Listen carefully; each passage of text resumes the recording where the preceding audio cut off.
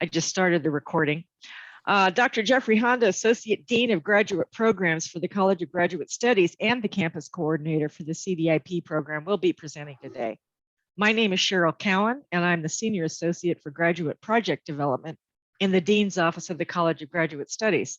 I'll be assisting Dr. Honda today. This brings me to a couple of housekeeping details. Please make sure you mute your microphones. Pose any questions you have for Dr. Honda in the Zoom chat feature, and he will answer those questions at the end of the presentation. We don't have a lot of people with us today, so I'm sure that Jeff won't mind if you kind of pitch in and ask a couple of questions as we go along.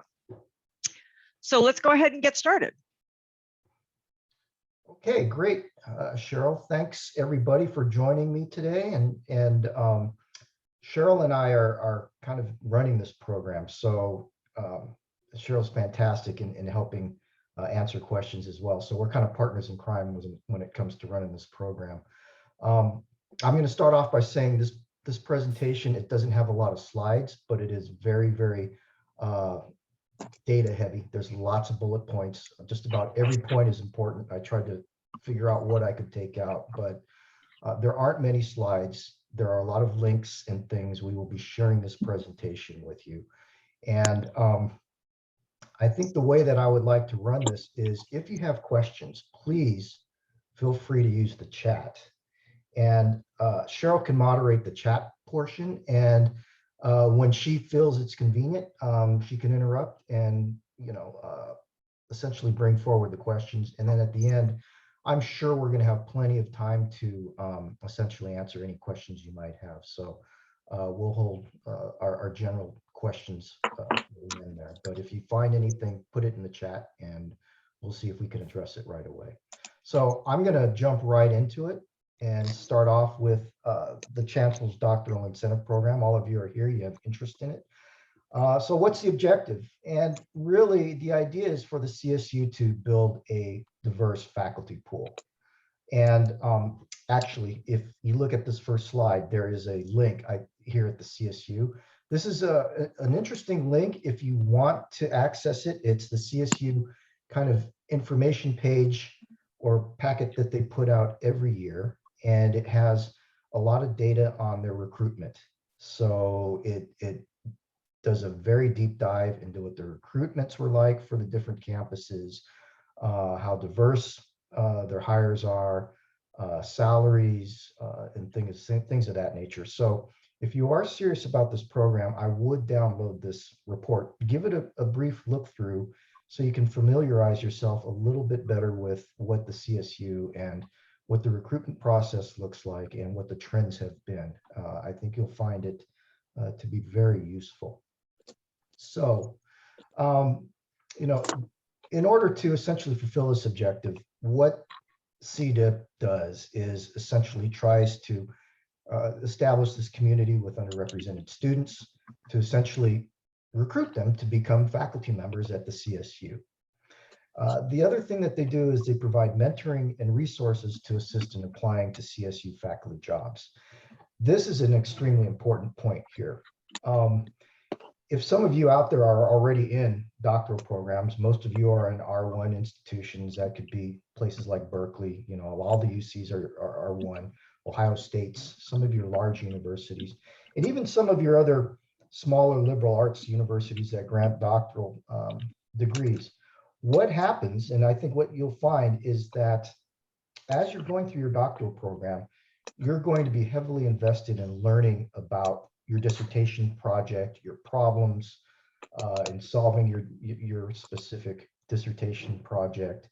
And you're going to be spending a lot of time with your advisor working specifically on your research. And that's great. That's what you should be doing. You might writing grants or doing other things like that. But when you graduate, one of the things that happens, particularly if you're looking into getting a CSU position, is that you're not going to have the training that essentially is really important in landing a CSU position. So by training, what I mean is you're not going to be learning the finer nuances about teaching. You're not going to learn very much during your doctoral training time doing community work or committee work for a program. And you may not have as much essentially background in doing some other research areas when you get into a CSU position. So the idea behind this is that not only will you be working with a faculty member who's going to be working on your doctoral project, but you're also going to be working with a CSU faculty member that's going to essentially train you in the other aspects of being a CSU faculty member. And I call this the Holy Trinity. It's teaching, research, and committee service. So some of you that are serving as lecturers already know this and how important it is to get this training. So this is a huge, I think, incentive for joining this program. I think, Scott and I were having a little chat about this earlier, and this really drives the point home as far as helping folks out with the CSU environment, faculty environment. The last thing is that this program really appeals to lecturers, CSU lecturers in particular. 25% of the CDIP awards are actually designated for lecturers. So there's a real incentive if you're a lecturer out there to apply for this position, because there are slots that are designated as far as awards go, specifically for lecturers. Okay. So how can CDIP help you succeed? I have 3 main bullet points here. The first one is financial support. And when you are in CDIP, you're eligible for a $30,000 forgivable loan over the course of your doctoral study. And that's the maximum. You can apply for $10,000 a year. It's also forgivable at a rate of 20% for each full year of full-time postdoc teaching employment at CSU. This means if you're even hired on as a lecturer, you can begin paying off that loan. Now I have at the bottom here, click CSU for more information. They actually have formulas on payouts and things of that nature if you're interested in what the financial support looks like and how that loan structure works. The other area that a lot of people find appealing is the professional development aspect. And this I would really highlight as you work with your faculty mentor, because this provides an opportunity for your faculty mentor to also benefit from this program, because through this process, you can apply for mini grants and travel grants. And I believe this 2,500 and 1,500 travel grant, they allow that twice a year. And it allows both the faculty and the mentor to enjoy travel grants to go to conferences, as part of the mentoring process. The mini grants can be used for research and supplies. So this has a strong appeal if you want to, bring this up with your faculty member to let them know that they are eligible for this as well. There's membership for the Faculty Development and Diversity Center, and you also are given, or you can apply for up to $5,000 for a dissertation fellowship. So that helps with things like printing and publishing costs and things of that nature. So there is a pot of money that is available in this plan for professional development. However, by and far is the benefit for mentorship with your CSU faculty mentor. So when we talk to a lot of these folks that have gone through this program, this is the #1 reason why they get into this program. So the mentorship program itself, it supports professional development and teaching, research, and service activities while you're in graduate school. Your mentor will provide advice and guidance to help enhance potential for employment in the CSU tenure track faculty position. So we'll talk about the importance of a mentor a little bit more as we go through the presentation. I would like to draw your attention again down to this little blue area link, because it has more information on the CSU website. And again, we'll have this presentation available for you. Are there any questions so far? I do have a quick question on that last slide. Okay, so that's Laura, right? Yes. Okay, shoot. So it's forgivable at the rate of 20% for full-time teaching.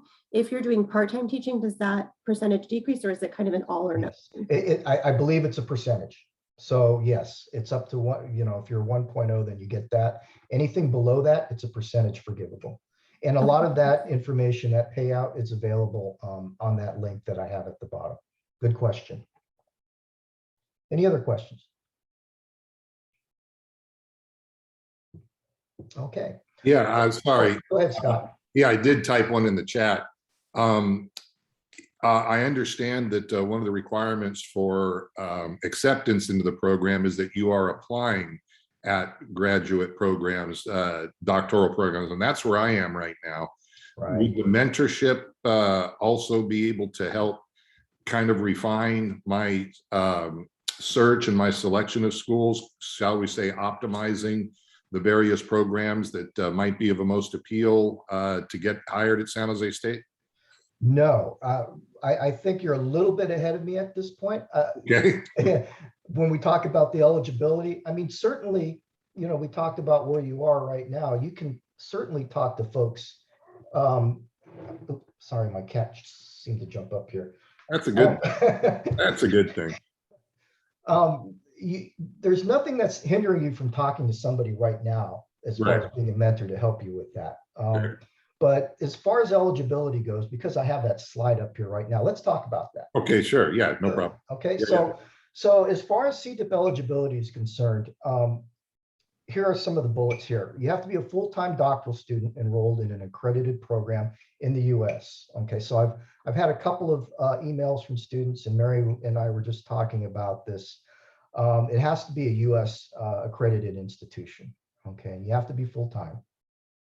Undergraduate and master's level graduate students applying to accredited doctoral programs in the US.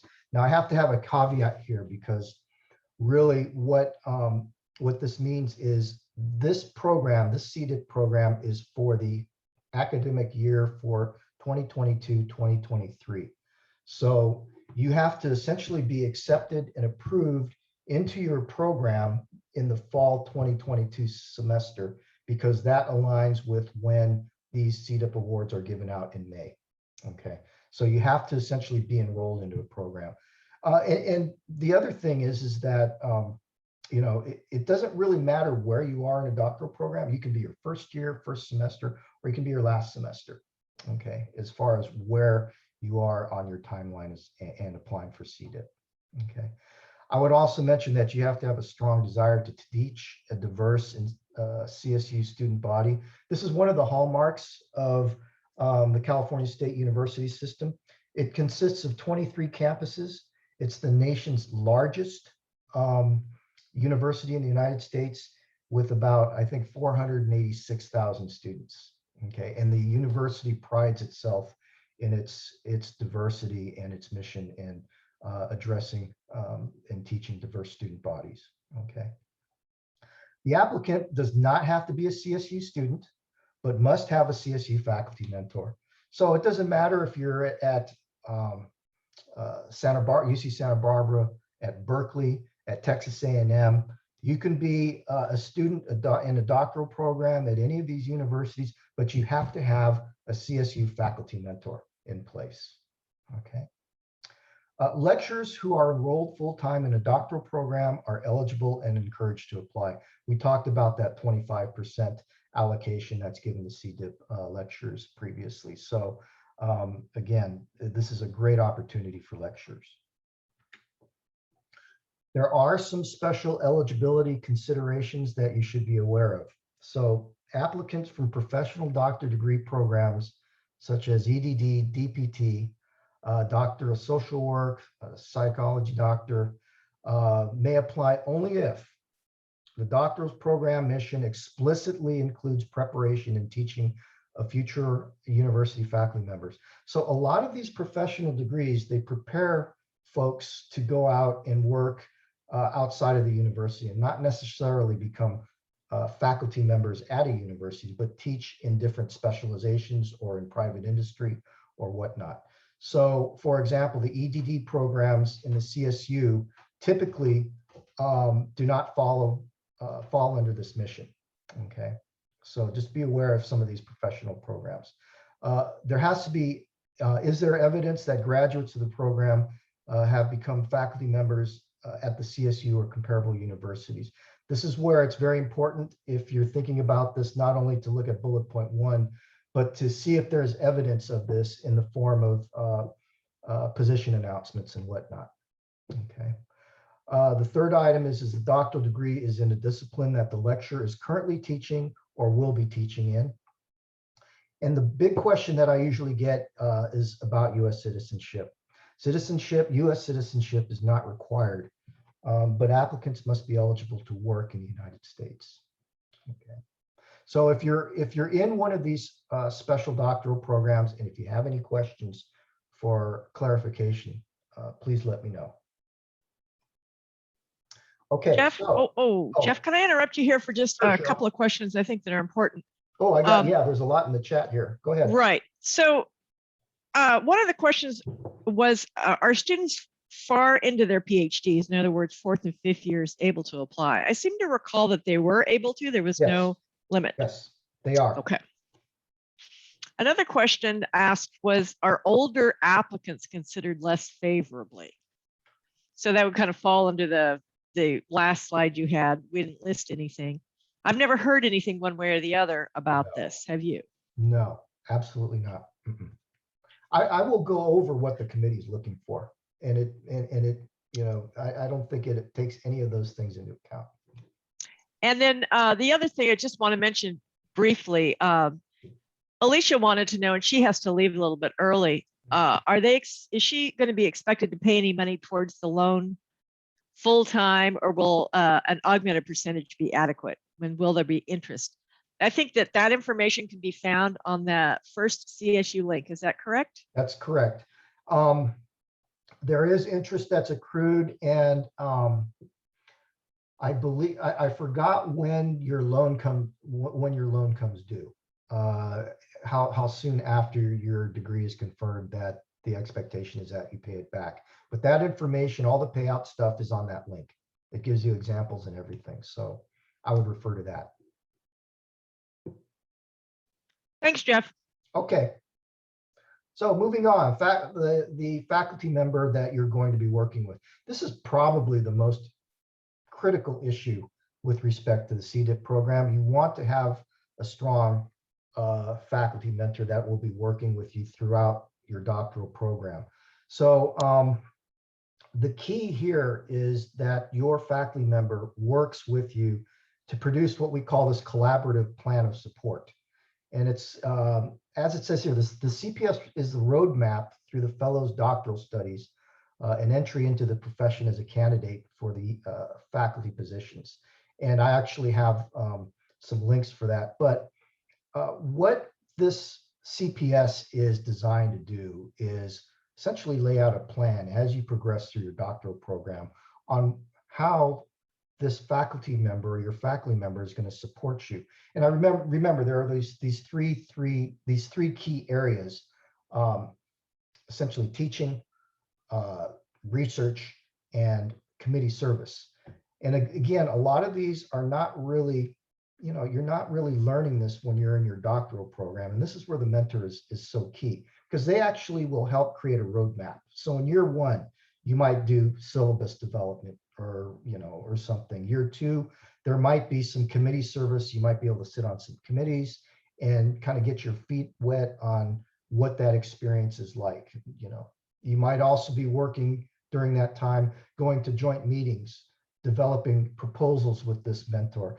And it's really interesting how your mentor might first kind of start out as a mentor, but as you evolve and transition into a faculty role, they'll actually become a colleague. You might be doing joint proposals, joint research, you know, all of this stuff. So the idea is to essentially for your mentor to help you create this really tight collaborative plan of study that's comprehensive. All right. This is the most important thing that I think you should be working with your faculty mentor with. Now, obviously, any key to a successful relationship between a mentor and a mentee is developing that interpersonal trust and constant communication network.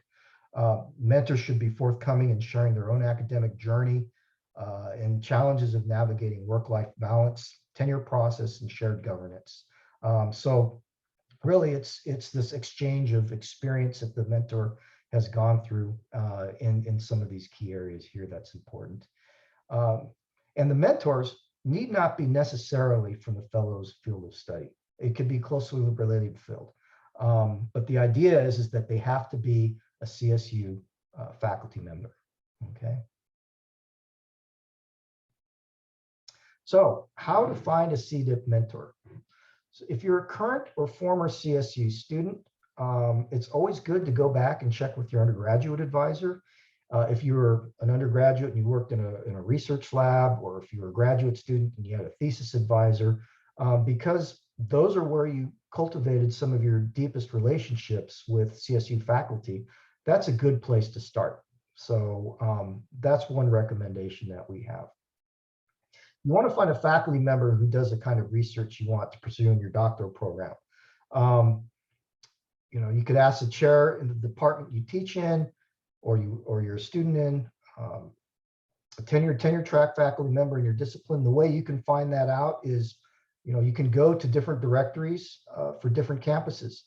And again, you're not constrained to somebody here at San Jose State. You can go to Chico or Long Beach, but you can check out the rosters, their web pages, and what they're interested in, and essentially reach out to them and you know, make communication that way. If you have no ties with anyone on a CSU campus, you can do as I just previously said, is essentially contact faculty who could potentially serve as your mentor by going through rosters, looking at websites, things of that nature. And you can always contact Cheryl and I. We're here to help you. We're the coordinators of the programs.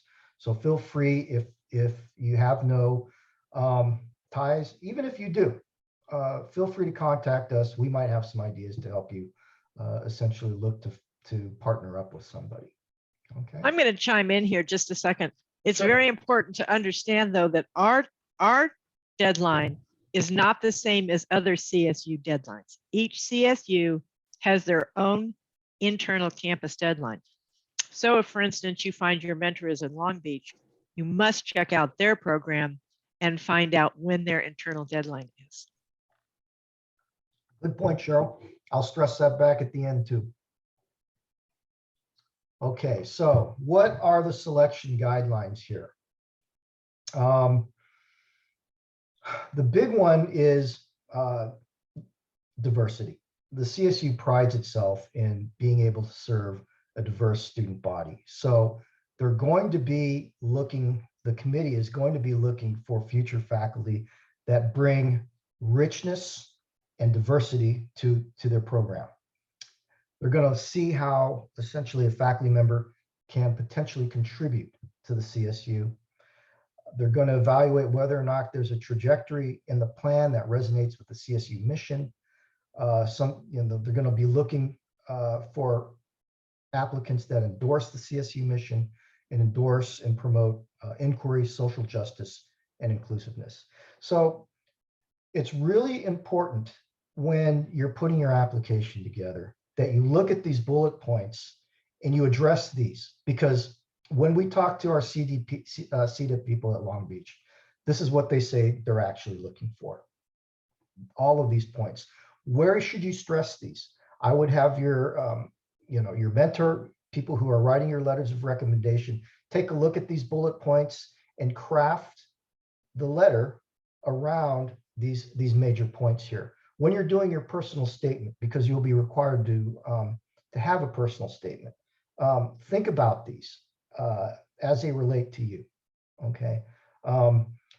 What we're not looking for, and what I've been hearing is avoid boilerplate messages. Okay. Have the letters and your personal statements relate to you and essentially how you're going to be a successful faculty member. We could talk about overcoming adversity and strength and character and being a hard worker and everything, but really, if you're going to use those, relate it back to how it addresses the mission of the CSU.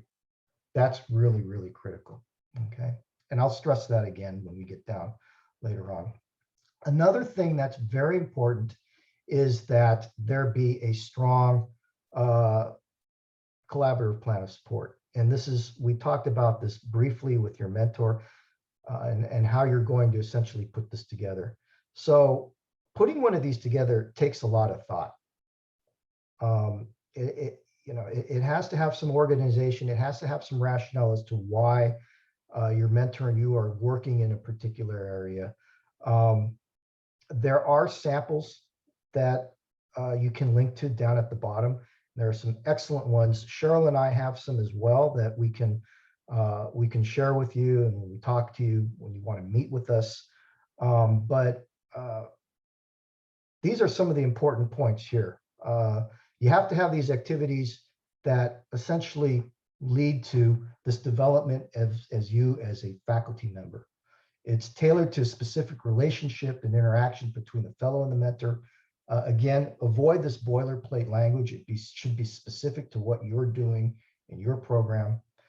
It should cite important national or region conferences for which the fellow and mentor will seek funding through the CDIP travel grant program. Again, these are resources that are available to you. It shows, if you put these together, it shows a real intimate partnership that's developed between both mentor and mentee. It lays out the fellow's research projects for which mini grant funding will be sought. Again, those are resources that you can apply for through this program. Explain how the mentor will ensure the fellow understands CSU academic culture and can articulate the CSU mission. And again, this is where it's important for your mentor to pretty much get you involved as best as possible in what it means to be a CSU faculty member. And a lot of this area is, I think, focuses in things like committee service and program development. These are kind of areas that while you're going through a standard doctoral program, you really don't learn much about. So these are kind of important aspects that you should be working with your faculty mentor with. Okay. Also, your mentor can also describe how they're going to work with you in crafting a CV, student success statements, proposals, and things of that nature. Okay, so this element here that's required for your application packet, I can't stress enough how important it is, and I strongly urge you to look at some of these samples that we've linked to that are on the CSU site. There are some possible collaborative activities that are very common in these when you do this roadmap. Collaborative syllabus development and teaching, collaborative research projects and publications, grant proposals, professional seminars and meetings, essentially CV development and whatnot. We kind of covered that, but these are kind of the typical things that are put in this essentially this roadmap. Okay. Any other questions right now? Do we have anything? I have a very quick question just about the plan of support. So I actually have a faculty mentor, and we went over the examples that are on the website, but we were wondering, or do you guys have any examples from a lecturer's perspective who's been teaching for a while, and because there's syllabus development, there's all that kind of stuff, but if we already have that experience, how do we? Yeah, that's a really good question. So, this is what I mean. Everybody's a little bit different. They have strengths in areas. So your strength might be course development. But of course, your faculty member has to essentially outline that that's a strength, that you've been doing this. That can come in the form of your support letter or things of that nature. But, let me ask you, what are some things that you think that you need, that you would like to learn more? Committee service, would that be something? Yeah. So, as a lecturer on campus, there are certain committees, I believe, that you can get involved in. So that could be something. What about research? What's your area of research? Archaeology. Archaeology. So have you worked with any proposals or developed any proposals? Yeah, not necessarily beyond my thesis. Uh-huh. See, so, you know, it's really interesting. If you could work with your thesis, your advisor to do a joint proposal, maybe an NSF, or it doesn't even have to be a large NSF. It could be a smaller one, but there's a lot of advantages to doing that. One, you'll get the kind of the experience in putting a proposal together. But if it gets funded, that's going to look really, really good on your CV. And in some cases, that link that I gave you as far as recruitment, there's different buckets in that report that talks about bringing folks in with startup funds, and it breaks down those that are already coming into the university with funding on hand. So, I mean, that could put you ahead of the game right there, right? So you might be really strong in teaching, but your research component and your committee service component might need, you know, some buffing out, and that might be something you could talk about, right? But again, you know, you look to your strengths, make it individual, make it about you, and how it's going to essentially fill in those gaps. Okay, so basically they don't all have to go along that same No. format. Okay. No, I mean, you know, Cheryl and I have looked at enough of these, and, you know, Cheryl, you can chime in, but they're different. And some of them are geared more to community service, some are more research based. But again, there's a justification as far as why this is, you know, why you're taking this path. Some folks want to they want to network with different faculty. So they spend a lot of time with their faculty mentor going to meetings just to network and develop that line of communication with other folks, right? So there's lots of different areas. I was just kind of giving you some examples of where a lot of these plans come from. So some students that get out of doctoral programs, they might have done some, you know, TA work, but they really didn't learn the nuance of program development, of setting up a syllabus. We've all looked at a syllabus, right? But crafting one it can be very challenging. And if you don't have that experience, learning how to do that is very important. So I hope that answered your question. Yeah, thank you. Sure. Any other questions? Okay. So one of the things they're also, of course, looking at is academic achievement and potential. So the committee evaluates the academic potential as a doctoral candidate. And really, this is where your personal statement and a really well-written CV is going to come in handy. If you have a really good and tight and well put together CV, it can show this stuff without essentially using a lot of words, right? So what they're looking for is, you know, a lot of these areas here that we bullet pointed. Is the applicant academically well qualified?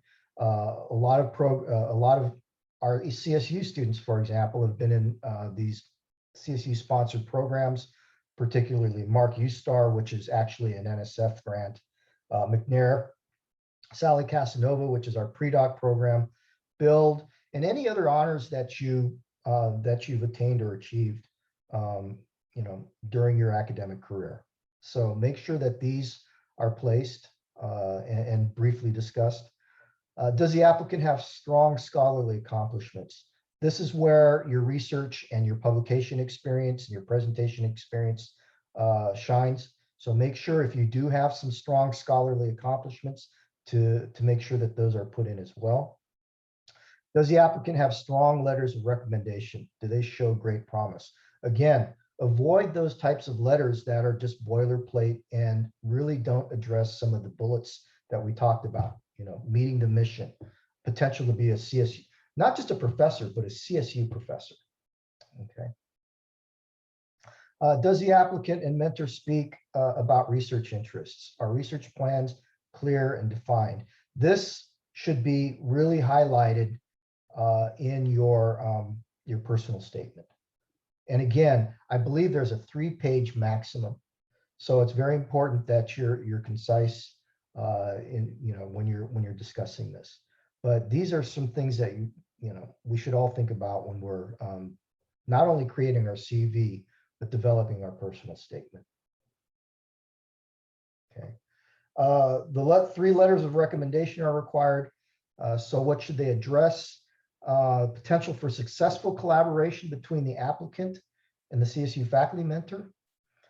The quality of the institutions and departments where you propose to pursue your degree or are attending. Your potential to become a CSU professor. And the connection to the CSU and passion for its students. This last bullet point, I think is really important. When we're reading a lot of these letters, a lot of students, as well as the recommenders, oftentimes I think some of the strongest letters pay attention really to this connection that the student would have to CSU. And again, its ability and its passion for its students, its your appreciation for diversity and inclusiveness is very important as well. So let's not forget those either. Okay. Briefly talked about this in the previous slide, connection to the CSU and passion for the CSU student body. So to dive a little bit deeper, is there a connection to the CSU, and what is that connection? Is it teaching experience? Is it research, collaboration with CSU faculty? Are you an alum, former student, those types of things. So try to really push for that CSU connection. It's important. Is there evidence of teaching and serving a diverse student population? Make sure that's put in there.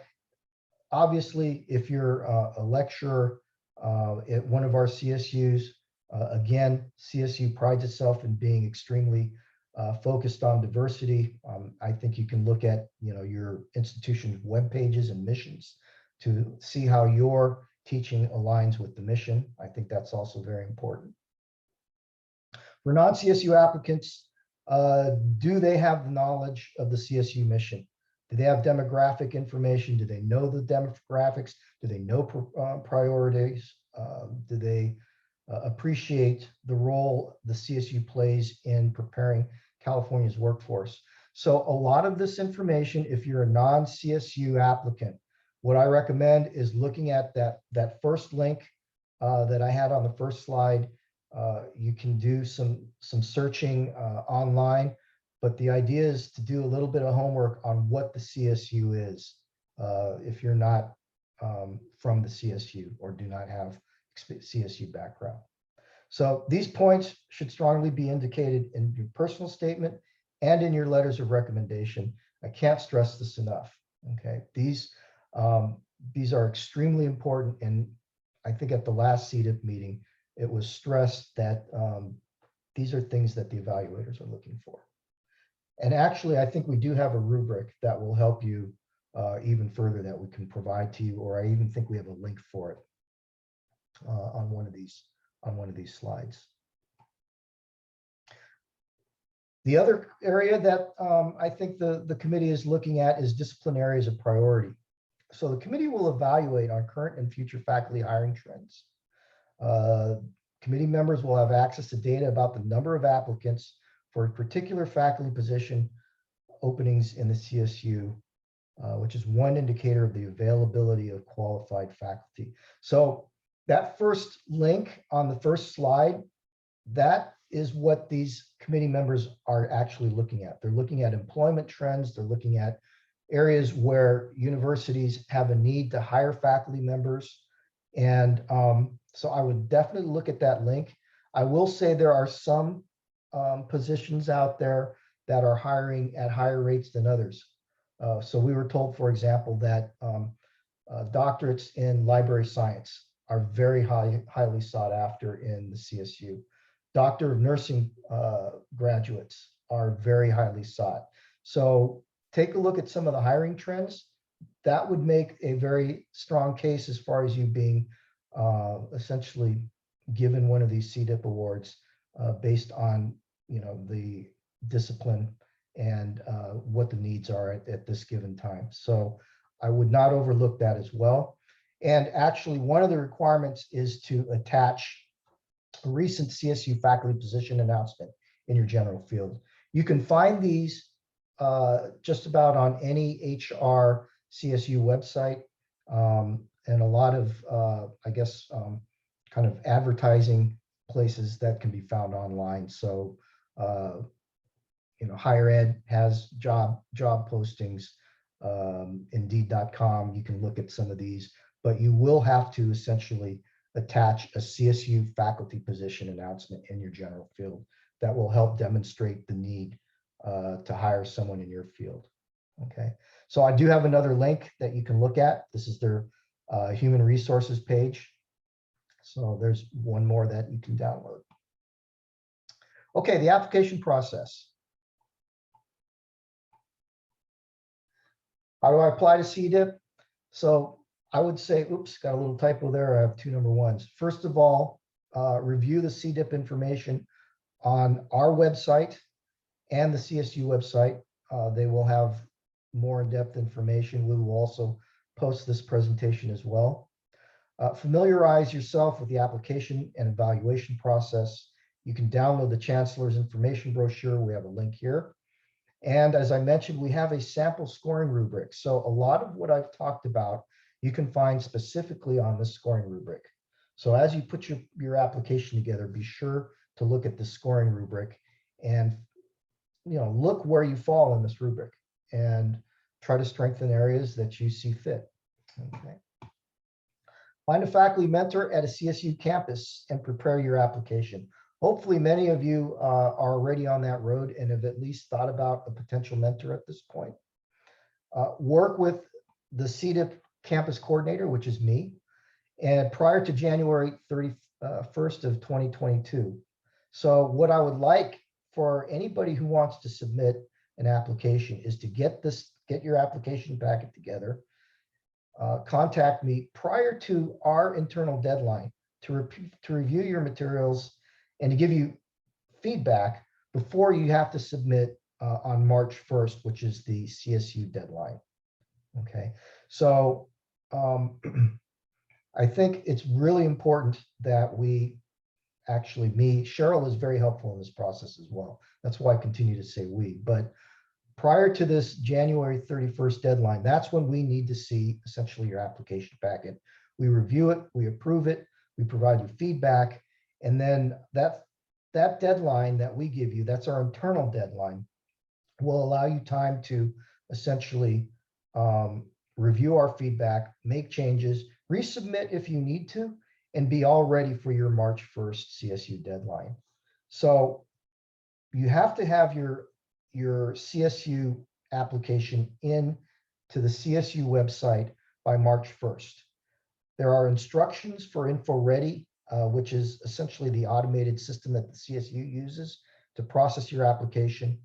They're for last year, but they're still useful.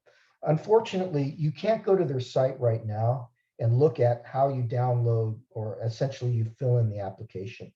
But these instructions are very helpful to give you kind of a preview as far as what to expect when you load your application in. All right. So the portal opens up a few weeks before the applications are due, but not until then. So you can look at these instructions and we'll give you a little bit of background on how to essentially enter into InfoReady. You have to create a password and upload files, and there's directions for reviewers, or I mean your recommenders who want to submit confidentially if they wish. So just get yourself familiar with that before the March 1st deadline. The components, okay, applicants must be, they must apply by March 1st. You must complete the following by our campus deadline, which I told you was, what was that? Was back here, January 31st. Okay, so we need to see those by the 31st. So we need to see these again to review your application. And there are packets here. I mean, these are the components of your packet. This first link here is essentially our online application form. So we would like you to fill this out, and it goes to us and it provides us information and gives us a little background on your application status and what your interests are. So please fill this out. This is not part of what you're going to be submitting to the CSU, but you have to work with us, and this will give us some background up front. Your CV, which we talked about, your qualification and motivation, that's your personal statement, your collaborative plan of support, which you've worked with your faculty mentor with, your 3 letters of recommendation. And again, 1 letter must be from your CSU faculty mentor, and a recent CSU faculty position announcement in the applicant's general field. So all of these things, 2 through 6, are going to be required when you submit on March 1st. And I have another link that you can look at for sample work from the CSU. Additional information, Cheryl, I think, touched on this previously. You must submit to the campus where your CDIP faculty mentor is employed. Each campus has a different deadlines, so please check for your respective campus. All right. So if your faculty member is at, or mentor is at San Francisco State, they have a different internal deadline than we do. So make sure that if you decide to use a faculty mentor from another campus, to follow their deadlines and their process. Okay. You should not submit your application to the Chancellor's office without CGS approval, which means that we need to see your packet on January 31st. Oops. CGS is always willing to answer your questions, so please feel free to contact either myself or Cheryl. And the awards will be announced in May. Okay, I think we covered everything. A ton of information. I'm sorry that it was so kind of informational, but you can see there are a lot of points to cover. We will have this available for you. Please check out the links on our CSU, on our CGS site, as well as the CSU site. And with that, I think I'll open it up for questions. Jeff, Alicia asked if we want letters of recommendation by January 31st. I said that we absolutely have to have the mentor's letter. But here's the thing. If we have all your letters, we can help you craft a better statement. Because a lot of times when you're crafting your statement of intent, or that's not what it's called. What's it called, Jeff? I've forgotten. But essentially your 3-page statement of intent. Sometimes you forget, or you're too your statement of qualification and motivation. Sometimes you don't really talk about yourself. You tend to be maybe a little bit shy, but when we get to see your letters, all of your letters together, then we can also help you look at your qualification and motivation statement and say, hey, maybe you could punch this up, or this recommender said that. So they're very useful, but at a very minimum amount that we need, because we have to support all of these, or send all of these applications to the president's office for approval. We must have your mentor's letter. I mean, I don't have to have it doesn't have to be the formal signed copy. We can use whatever turn up. Eventually, it's going to be uploaded into the system. The system will contact your mentor and say, upload the letter. And of course, that has to be on letterhead and signed. But we need to know what your mentor is saying about you. Okay, so in that case, because I was just curious, because when I'm applying for all the PhD stuff, they submit their letters of recommendation directly to the portal, and they don't send them to me because there's a weird etiquette with that. So in this instance, would I ask them to send them to me to give them to you, or do they give them to you on their own fruition? It depends on whether they're comfortable with giving them to you. I have never seen a problem when you're working with a CDIP mentor. They're people who know you well. You're working with them. They're helping you craft your plan. And so for all I know, sometimes candidates work with their mentors to get their letters. I'm not sure, but I've just never seen a problem with that. And it runs slightly differently than it might from a traditional scholarship application, for instance. Okay.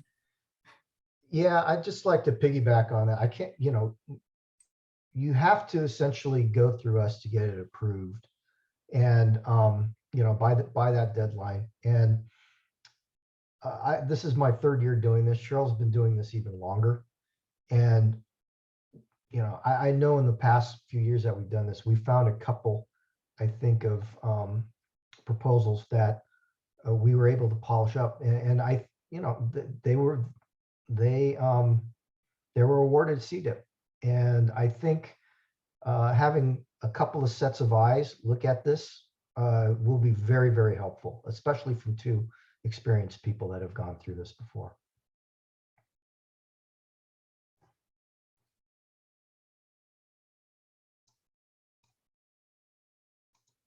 I'm going to stop sharing. Okay, any other questions? Hello, may I ask a question? Sure, Stacy, right? Yes. Mhm. So I've been looking at the SJSU MLIS program that is a doctorate program in partnership with a UK Mhm.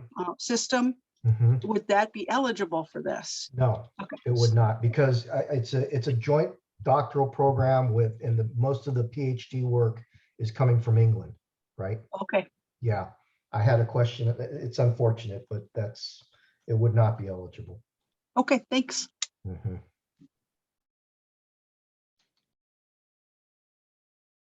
You know, an interesting question was asked just because I don't know the answer to it.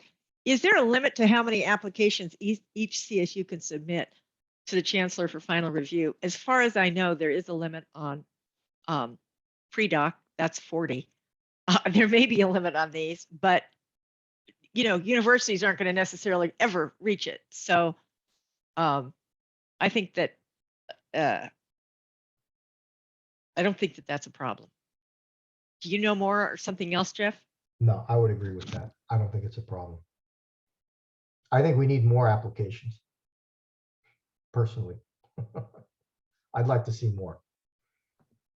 Okay, yeah, I was asking just from like looking at, you know, if you guys are getting more applicants than one of the other CSUs, whether it would be better to apply. Also, like I'm not affiliated with the CSU and I'm sort of still in the process of trying to figure out who to contact to be my mentor. And so just, you know, like trying to figure out if there is a limit and then also looking into finding the right mentor. So Alice, where are you doing? You're doing a doctorate? Yeah, I'm at Berkeley. You're at Berkeley. What can I ask? What your doctoral program is? Yeah, I'm in the material science and engineering. And so I've been, you know, one of the reasons why I chose SJS, like this info session, is because you do have a material science program and not a Right. lot of the CSUs do. Yeah. Okay. So what I would recommend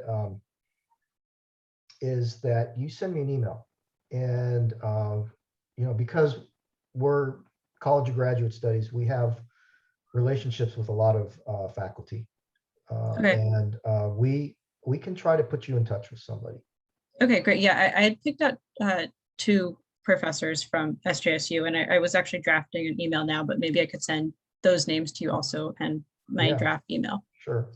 Now, again, Thank I mean, since you're at Cal, I don't want you to feel like you have to apply to another, you know, look at another CSU, because you have East Bay and there's San Francisco State. But again, I just want to reemphasize, if somebody from one of those universities says, yes, you know, I'll serve as your mentor, you're going to have to work with whatever university that mentor is coming from. Yeah, so that was also being able to actually get to SJSU was a benefit for me. Yeah. Okay. But we can also help you if you're looking at two different professors. We've got, between us, we have a pretty good feel on Okay, yeah. that Mhm. sort of thing. So Mhm. we can perhaps help narrow that down, or say, boy, they're both terrific. Okay, great. I will, yeah, I'll shoot those names to you guys. Thank you. And I think one of the things that I haven't been stressing over the years that I'm trying to remember is the fact that, as far as resources go, there are resources for your mentor in the form of travel and even some research. So, you know, I think that's a real incentive for some of these folks to serve as mentors as well. Okay. Well, yeah, I included that a little bit in my email draft, but Yeah. again, like I'm trying to balance the including a lot of information, but also not coming across as like too information heavy and formal in like a first Sure. email. Sure, understood. Yeah. Okay. So we're down to, and then there were 5. So essentially, if we're going, I'm going to have a kind of another Q&A a week from today. So if you have, your homework is to go and do a little bit of research, think about some questions that you might have, and hopefully we'll be able to answer them for you. And then what I'll do is I'll pull the list of people who attended today. I'll upload this recording into YouTube, which I'll send out to you. I'm also going to send you the slide deck.